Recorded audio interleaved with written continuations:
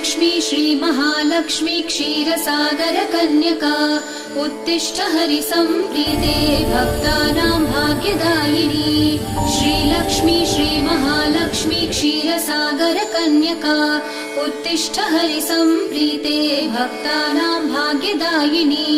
उत्तिष्ठोत्तिष्ठ श्रीलक्ष्मी विष्णुवक्षस्थलालये उत्तिष्ठ करुणापूर्णे लोकानां शुभदायिनी।